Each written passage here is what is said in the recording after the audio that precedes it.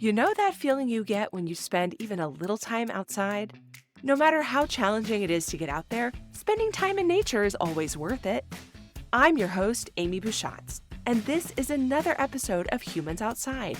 Join me as we hear from fascinating outdoor-minded guests and use the Humans Outside 365 challenge of spending time outside every day no matter what to push us outside daily.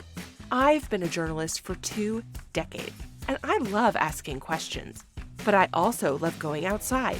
So why not combine the two? Ready to hear from experts and outdoor lovers who make heading into nature just a part of who they are while we work to do the same? Let's go. What happens when you let yourself say yes to unlikely adventures outside? So much of my life has been spent on unlikely things, and when I look back at them, what I see is the string of connection in the power of yes. Today's guest, Mimi Zieman, has lived a life of adventure. It's part of the narrative woven through her memoir, Tap Dancing on Everest. Raised in 1970s New York City and the daughter of a Holocaust survivor, Mimi navigated her way out of the city and into nature, following her ambition and dreams both professionally by becoming a doctor and personally by finding adventures from Colorado to the mountains of Nepal and Tibet. While still in school to become a doctor, she expertly provided medical support for a small group of climbers who took on the extra challenging east face of Everest, summiting without porters or bottled oxygen, which is an incredible feat. Now, a mother of 3 and a board-certified gynecologist, Mimi's going to talk to us today about what she found through her adventure, the scary parts of saying yes, and why that word is so, so powerful. Mimi, welcome to Humans Outside. Amy, thanks so much for having me. I'm so honored to be on your podcast that celebrates the outdoors and nature. And just so that people know that sometimes everyone makes mistakes, including me, we already did sort of this part of this recording without me pressing record. So, you know what, guys? Sometimes life happens. And since we're all about being transparent here, that's what happened today. But we didn't get that far in. So I get to hear all about your adventures for the first time. So, And I have a second chance at doing a better job answering. okay, so we start our episodes pretending we're with our guests in their favorite outdoor space, like we're hanging out outside somewhere that you love having this conversation. So, if that were the case, where are we with you today? Well, it's easy to know that we would be in the mountains. The mountains are my happy place. The minute I'm in the mountains, my mood switches and I feel more alive and vibrant. So we would be sitting on the side of a hill, looking at the scenery around us, feeling the mountain breeze, smelling the earth, and feeling present as we talk to each other. I love it. I can perfectly imagine us there with you. So, what a wonderful scene to go into this conversation with. You love the mountains, you just said. So, how did you become someone who likes to go outside? How did that become your happy place? I was introduced early as a toddler to the Catskill Mountains where my family went to a bungalow colony growing up. And I think that was a huge contrast from my city life. So I think that was an introduction. And then I went to summer camp every summer for 2 months, and it was definitely my happiest memories of childhood. But I really discovered the mountains again later in my teens when I got to go to Colorado, and that was really eye-opening. Yeah. So, can you tell us about that experience in Colorado and how you found yourself there? Because this power of yes that we're talking about today is certainly related to just being in Colorado. So, how did you end up from growing up in New York City? You know, you did vacations out of the city, but you're in the city. You're not thinking Colorado thoughts probably every day. So, how did you encounter that and end up there? Yeah, I love that you're framing my book as Power of Yes because it is so much that and also listening to instincts. Hmm.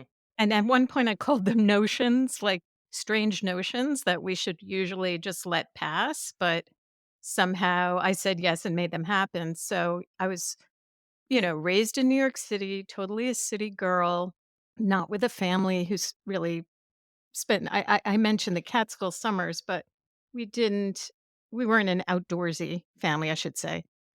And then I went to college in Montreal, another Hmm. great, vibrant city. And The dorm was on Mount Royal, by the way, so I did learn how to cross country ski there, and that was wonderful outdoor experience and downhill ski. But I was studying biology and walking down the hall one day, and I saw a poster with mountains on it that said Rocky Mountain Biological Lab, come do field biology, which I had never thought of before. But I did totally admire Jane Goodall, and all of a sudden I thought, "Wow, maybe I could be like Jane Goodall. I love animals. I love, nature.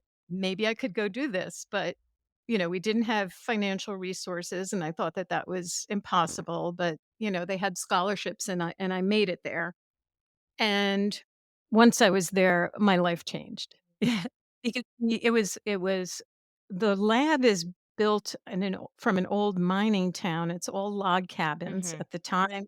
I think it's much bigger and more developed now, but it was very, very rustic. And it really got a sense of your day revolved around nature. We were doing outdoor scientific activities and we would, have to look at the sky and know when the thunder was coming. And, our free time was hiking and running and exploring the mountains. And yeah, my life changed. I became addicted. Yeah, yeah. You in your book, you describe the sort of the moment you realize that there's no indoor plumbing, and I just love that because it's so relatable. It's that moment where, if you didn't grow up doing this, you're encountering this idea of, like, of what rustic means for the first time, and and it's such a memorable and eye-opening experience, but I'm wondering if there was ever like, a time that you were like, "Oh my gosh, what have I gotten myself into?" Like, just like, "Oh, what am I doing here?" Well, that day, that first orientation for sure, when I realized it's all outhouses and, all of a sudden we were at high altitude Mhm. and, having some symptoms. I mean, it was 8,500 feet, not the highest, but definitely could feel it. And I thought, what's this high altitude? I never had to think about that before. So, in a lot of my experiences, I felt out of my element just being a city girl and certainly, there. And then, with time got more comfortable and then had to return. Yeah. I love that what you just said about feeling out of your element because I think the elements stretch for us, like to let us into that. And I mean, there's always going to be like a challenge you have to rise to outside. There's always going to be something that's a little bit harder than what you were hoping. Very rarely, for example, does the weather work out perfectly. There's always going to be small discomforts. But even when you're out of your element, if you're willing to open yourself to those experiences, you can stretch into them and give yourself, grace to do that. Like, we're not climbing to the top of Everest, speaking of literally on the first day, but like we're acclimatizing. We're getting higher. We're feeling the elevation and we're giving ourselves time to stretch to that. And that can be literal as it was, in the elevation of Colorado or, just an example, like, just words for how we describe Yeah. that experience. And you learn so much Mhm. as you stretch and adapt. Like I've heard you talk about on your podcast, winter wear, that makes all the difference. And I learned that even in living in Montreal. It's a very cold city and, having the right boots, the right coat made all the difference. And being in Colorado, learning, oh, how do you notice where you are on a trail so you'll know the way back? That's a real skill. Right. And when I hike with people now, it's so easy not to pay attention, but I'm always looking. Like that's a skill I learned. Like, where am I going now and how am I going to get back? Mhm. And just practical things like that. Yeah. Yeah, and, I mean, you mentioned learning to cross country ski, like, you didn't have to do that. I'm assuming nobody made you, and plenty of people live on a cross country ski course and don't learn to cross country ski, right? Yeah. Like, it's Well, it's true. I never even thought about living on Mount Royal that first year of college. The dorms are up on the mountain, which is a little mountain in the middle of Montreal, which it's named for Montreal, Mount Royal. And yeah, I that was so cool to wake up on a Sunday morning and go on the mountain and cross country ski. And downhill skiing there was so freezing. I could get my friends to go with me about once and then they gave up. And I continue to go along because yeah, that's what I love. yeah. Going to Colorado gave you the idea to trek through Nepal solo, which is all of this kind of leads to Everest eventually, but that's a pretty bold move going to Nepal by yourself. I'm wondering what pushback you got from that over at home over that Yeah, decision. so that was another one of those weird notions. I'll just say how it happened. A researcher was giving a slideshow about acid rain in Tibet the second summer I was there at the research station. And I was watching his pictures and just suddenly knew that I wanted to go there. Well, I went back to Manhattan. I decided to apply to medical school that year and I was waitressing. And then I was trying to figure out how to get new Tibet. Well, it turned out Tibet was closed to foreigners at that time, so I decided to go to Nepal. And actually, the hardest pushback was it was really hard to get information. I couldn't find anyone in my circle or who had been there. Mm. So that was a real barrier because, finally I found a friend of a friend who lived in Chicago who was willing to talk to me on the phone about trekking in Nepal. And I bought a guidebook and I kind of prepared myself as much as I could, which wasn't really preparing myself because I say in the book my training for trekking was jazz and tap classes because I was a big dancer and I didn't even own a backpack. I had to borrow one. I saved enough money to do the trek, but not to buy all the gear. And of course, my mother thought I was nuts and didn't want me to go, trekking alone. I was 22 at that point. And again, I just felt this conviction inside, like, I have to do this, and I'm doing it. So I Yeah. did. Yeah. Have you read Elizabeth Gilbert's book, Big Magic? No. Okay, so I really feel like everybody listen to this should read that, and you should most certainly read it because that is, I realized as we started this conversation and you're talking about notions, that's essentially what she talks about in this book is this, when ideas come to you and then you say yes to them, what happens? Or alternatively, her theory on what happens when you say no, which is that they go to someone else.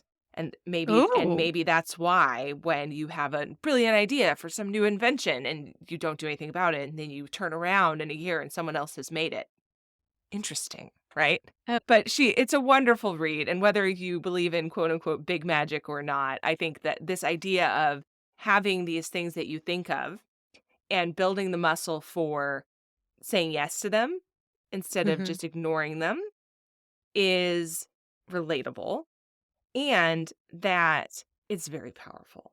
It's a very powerful habit to create, and it can lead you to a lot of sort of loony places, but it can also and so, I will say from experience, exhaustion, but it can also lead you to just an incredibly rich life of adventure in all sorts of spots. Yeah, and it also feels just very open Mhm. because I'm not a big planner. You might think, "Oh, you're a doctor and you did these things." But these things happened because I was just open to listening to what was around me, which I kind of call listening for opportunities. And if you listen, then you get the choice of whether you're gonna act. But Yeah. first you have to notice them. And if you Mhm. just keep your head down and you're buried and you have a 5-year plan and a 10-year plan, I hate those kind of questions Yeah. because then you can't veer off the path and you can't follow your gut and see what else is out there for you. And so I feel like there's a lot of parallels to this to being outside because you could see an adventure coming for you and be like, "Ooh, yeah, that like Yeah.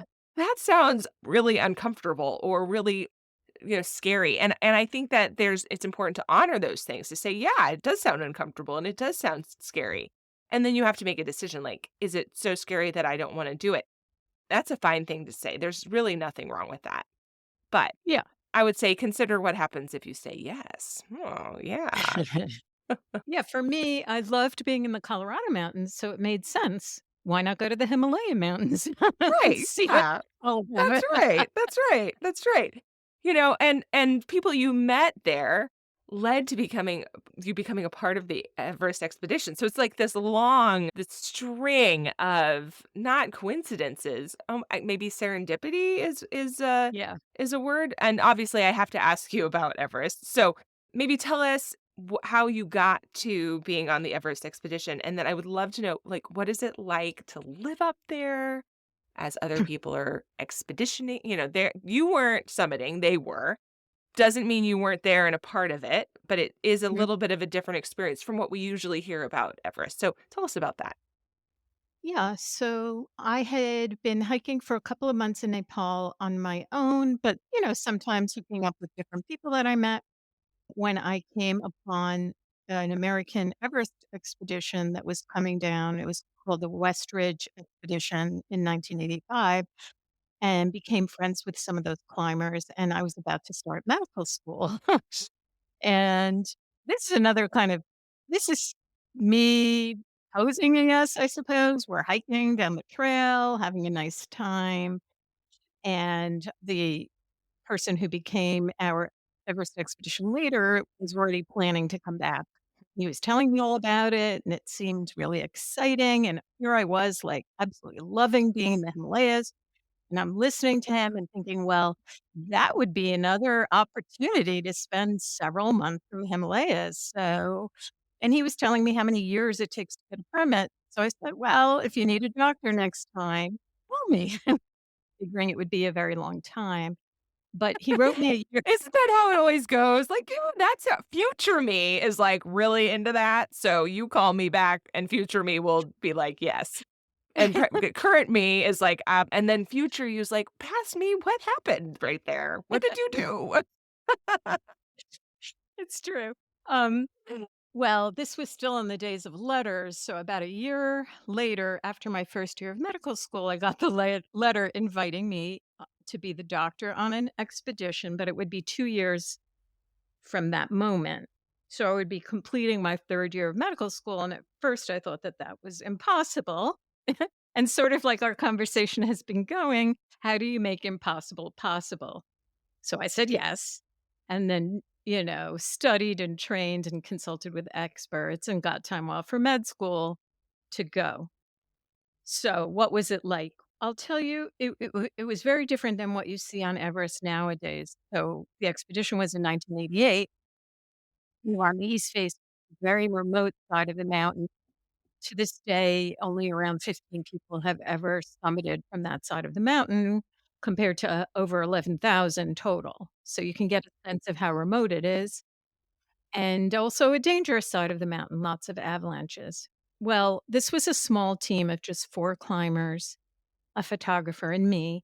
And so if you ask what it was like, we were basically most of the time camped on a glacier and didn't see other people Hmm. for for the whole expedition took a couple of months. Now we would go back to base camp. We would be locals sometimes at base camp, delivering mail to us or but yeah, I write a lot in the book about what it was like being the only woman because I wanted to tell a woman's story and a story about someone who is kind of in the background, not the mountaineer who's climbing, which is really exciting to read all about them. But, there are other interesting stories out there. What was it like for this city girl camped out and, in charge of everyone's health, having some big responsibilities? And also, the other thing I would say is, what was it like? It was both magnificent and a lot of tedium, Hmm. right? Because you are there in the middle of nowhere. This is before we could reach out our cell phones and get instantly entertained.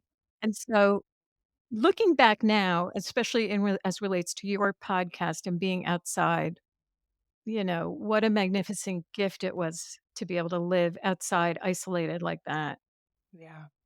at a time like that in history where you were really forced to be cut off and Right. experience nature fully. Right.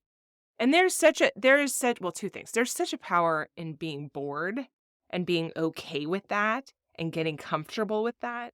We've had a guy on this podcast, an author, Michael Easter. He has a book called The Comfort Crisis, and he talks about the power of being bored and how important that was based off of his experience hunting here in Alaska in the middle of nowhere. So, like, you are equally cut off, right? Because while you Mhm. have that cell phone somewhere in your bag, that sucker does not work right now. There is no connectivity. And he talks about, becoming intimately familiar with the ingredients on his Cliff Bar.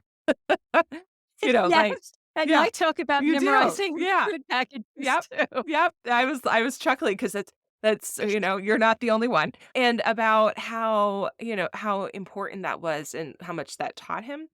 And so I think there's like this relatable thing that if you let yourself get to the moment where that happens or be in a space that happens or have the self-control in this connected world to let that happen, it's going to be not very fun for a little while and then it's going to well, that unfun may come and go, but it's going to have benefits later that are worth the discomfort in that moment where you're contemplating yet again the ingredients in that food package, right? Because like now you know. I mean, you know. And maybe you're not going to eat that again later because you know so well. It's funny, I can still taste the grapefruit drink mix that we had on the mountain, Mhm. and I've never been able to find it anywhere again. But, you combine that with glacial water and just this treat of drinking and, those kind of sensory things stay Mhm. with you. Yeah. And being in our and, we had a lot of setbacks trying to get to base camp. It took us weeks. And, once we were there, I looked up in the sky and it was a full moon Mhm. and reminded me it was the Jewish holiday. The Jewish holidays are all around the moon cycles. Like, when else would it happen that I have to look at the moon to know what day it is, what's happening in life and the calendar?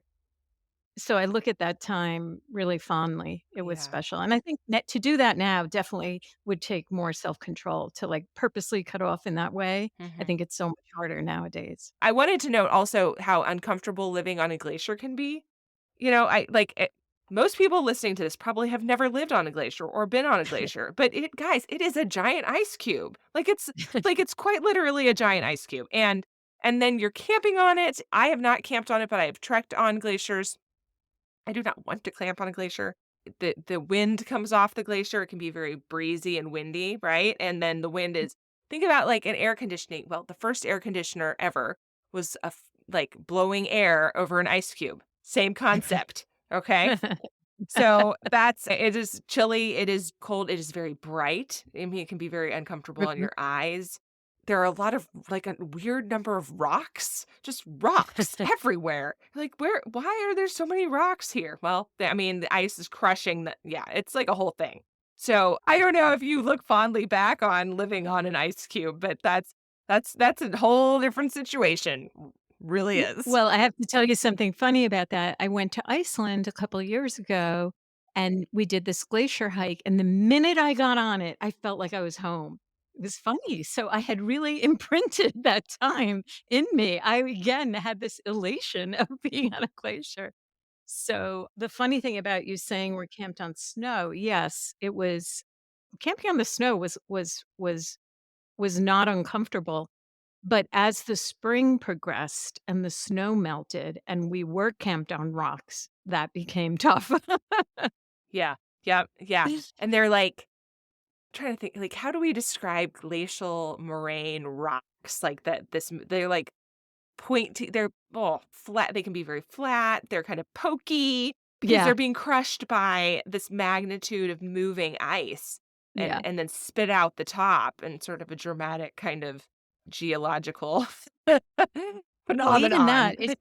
it was such a metaphor for life in general. You're camping, you're aware that you're camping on something that's moving Mhm, and shifting constantly. mhm, You know, what more apt environment to think about, mhm, in terms of what we are as humans. mhm. Yeah. So, okay, so you also face treating people with very severe injuries, like lifelong sort of could be lifelong injuries in a very austere environment, cold weather injuries as the climbers came off Everest with frostbite. So, can you talk about that? What was that like? And I'm wondering if you ever felt afraid while doing that. Oh, yes. I felt afraid just signing up for the responsibility of Mhm. taking care of people so early in my medical training. I had to really get through a lot to even be there, but then I had prepared a lot. When the climbers came down with frostbite, it was after we didn't think really they were alive anymore, so it was a shock, and it was middle of the night, and we had to leap into action, and I would say I was very afraid for their well-being and just kind of working on motor, on this is, I this is what I'm supposed to do. I have to do this, this, and this, and this. And it was about a 24 hours before I could even stop to think, did I do everything right? What's going to happen to them? And then it continued for several weeks. So I was definitely worried for their health. I write in the book, I had read Maurice Herzog's Annapurna as a young person, and that story just haunted me because in that story, the expedition doctor had to do amputations on the way out from the mountain. Now, that was in around 1950. I'm not sure of the exact year. And so I was just worried for them, Yeah. did the best that I could. And then after not seeing anyone for months, we had this unexpected visit of trekkers that included some surgeons, and then they were able to reassure me that I had done everything correctly. Yeah. So Yeah. There's I mean, you're in a position where you have a lot of responsibility, as as you just said. There's bravery to saying yes and things to things in life, whether it leads you to having that, moment of super big responsibility or just putting yourself in a situation that feels uncomfortable. So I'm wondering, how do you overcome voices inside your head that tell you it might be too much? Like, how do you say, like, "Oh, the fact that I have not finished medical school, not a big deal. I can do this." How do you get to that? yeah, so I don't always overcome them. I'd like to say that, but when I have, it's really because I'm being driven internally. Mhm. Like in this particular instance, I was driven to go there, but I really, really battled with those voices, which I write about in the book Mhm. quite a bit. And the reason I write about it is because I think that's common. I think that we have fears Yeah. and that we don't want to go forward. As you said, that's fine. But if we do want to, there are ways to deal with fears and still go forward. If it's a passion of yours or a drive of yours, if it's something that means that much to you. In this instance, and every time that whether it was, going to Nepal to trek alone or going on the expedition, it was almost like a soul calling, and I had to do it and I had to work through it, but none of that was easy. But I think that many people can relate to that. I love that because I think that that's a muscle that we build, that to get to the moment where you're finding yourself doing something big and scary. Yeah. I just it seems like such a on-ramp to a bigger Mhm. life. Yeah, and I mean, I can literally feel it in my body when I have that feeling, like, in my gut. My gut is pulling me towards something. Yeah. And, yeah, I haven't thought about it that way in terms of flexing a muscle, but I think that's true. Yeah. Another side effect of saying yes to things is that it forces you to take up space in the world. When so many I think many of us would prefer just to kind of stay in our lane. You hear people say that, but Mhm. boom, there you are in the thick of it. So, why does spending time exploring major places teach you to take up space instead? What's the thread there? Oh, I love that. Because when you're on your own exploring, you have only yourself to rely on. You become important all of a sudden, It's just you. You're the driver, you're the decision maker. You're taking up space naturally because you're in charge, I think. Like, when I was on the trail in Nepal, mostly it was me taking steps one after the other, the ground beneath me. So, again, I'm owning that little space that my body is taking up, but I'm looking around me and the external world is so Mhm, vast. So it feels like I could expand and fill up that space. mhm, And that was revelatory for me because I think as a child, I did feel very small. My comfortable space was kind of hiding and shrinking and not making noise. There was enough noise in my family. So I think for me to be on that trail really changed my life.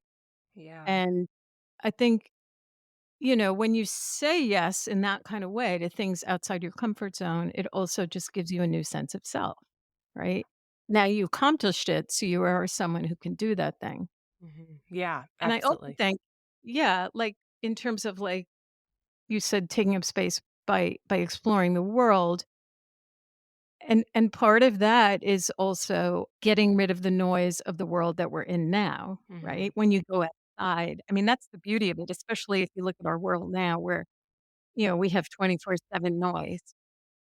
And so when you get to hear your inner thought and the world, it's just like you're living in a different world and you're connected to that world in a new way that connects you to yourself in a new way. So I think it's kind of an empowering circle. Yeah. Did experiencing the rewards of that empowering circle help you while you were outside and having these adventures in outer spaces, help you say yes to more things back home? I think in the sense that it gave me a stronger sense of self. Mhm. And by knowing myself better, I could know what I wanted to say yes to and what was more aligning with my soul versus not.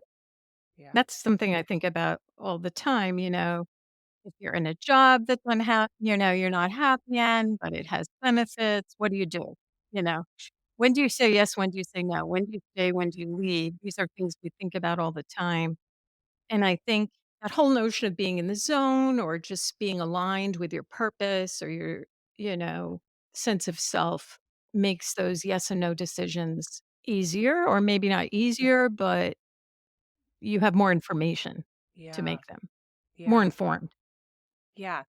Do you have any advice for someone who wants to learn to say yes to adventure more?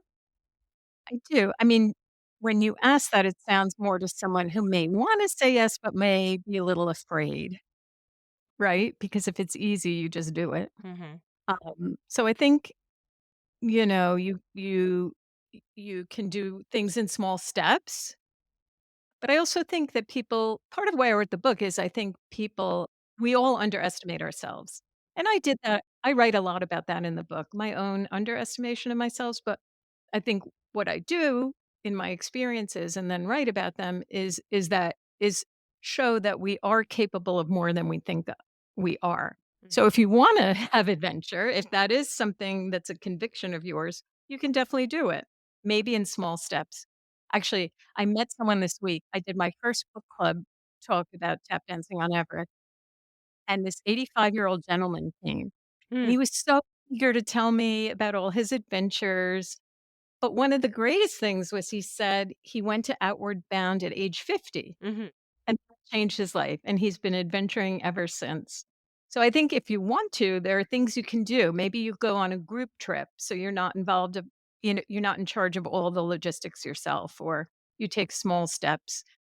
But I think, the thing to know is that you're capable of more than what you think you are.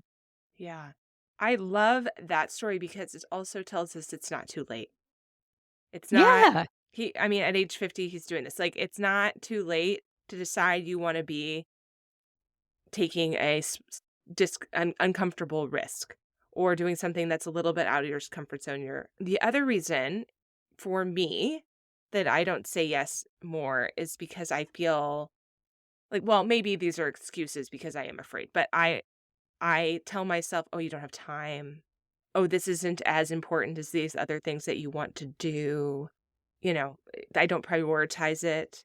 I'm sitting here today trying to decide when in the next 2 days I'm going to go for my 2-hour run, and if that's more important than things I'm gonna have to not do during that time.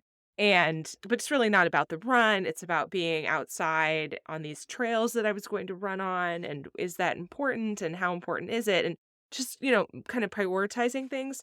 And in a world where we're so busy, it's hard. It's hard to say yes to things that are inconvenient and feel unimportant compared to the thing right in front of you that feels very urgent, but maybe logically as it actually isn't.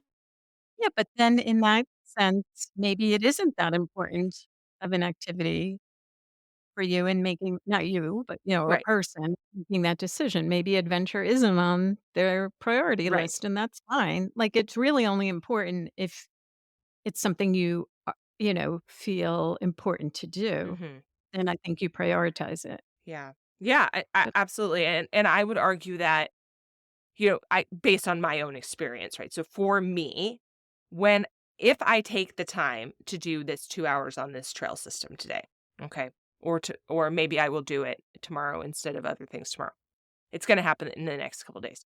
If I take the time to do that, I know based on the experience I have of facing this quandary in the past, not the first time, that I will be grateful that I went, that the rest of the chaotic things I have to do will happen more easily because I took the time to spend that time outside, that I will have this problem again later and have this exact same problem conversation with myself again later, where I realize that if I go outside and do the thing there, I will have more time inside, it will expand and on and on and on, right?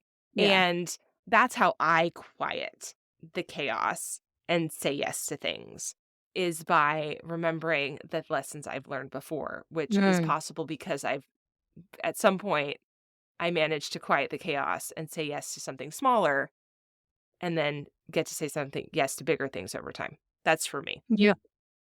And sometimes it becomes urgent because I do the same thing. I neglect my time outside or that I know is good for me until the point where it's urgent. I need that antidepressant. I need to get outside. I need the sunlight. I need the wind. I need to look at trees. And yeah, that's not healthy. It should be more of a priority all the time. But we're all learning and doing the best we can. Yeah. Yeah. And conversations like this at least help me. I think sometimes making this podcast is very selfish because I get to talk to people like you and learn these things over and over again. And I hope other people who are listening to this feel the same way. Maybe we close our episodes by asking our guests to describe a favorite outdoor moment. It's one of these moments, maybe you close your eyes and you're there. You've described a lot of time outdoors that has meant something to you today, but I'm wondering if there's an outdoor moment that is something you can describe for us and take us there with you. Yeah, and it's different than what you would expect, I would expect, because I had to really think about this. And, of course, I've talked about what the mountains mean to me, but then I thought about what my family means to me. And I have this lovely memory when my oldest child was 5, my middle daughter was 3, and I was pregnant. And we were in Captiva Island, just riding the waves and just my kids' giggles at the wave peaking and coming down and how we were all sort of moving in the same motion and together was just a beautiful moment outdoors that I Mm. I could experience with family. My husband was in the distance, so it's not like he wasn't there, but he wasn't riding those waves with us. And yeah, just feeling at one with nature in a different Yeah, scene. I love it. Mimi, thank you so much for joining us on Humans Outside today. I really appreciate your time and sharing your story. Thank you. Thanks so much for having me, Amy. Love talking to you. That's a wrap on this episode of Humans Outside. But hey, I need your help.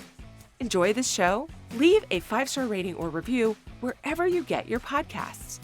It makes me feel good, but it also helps others find the show too, which is cool, right? Now, go get outside. Until next time, we'll see you out there.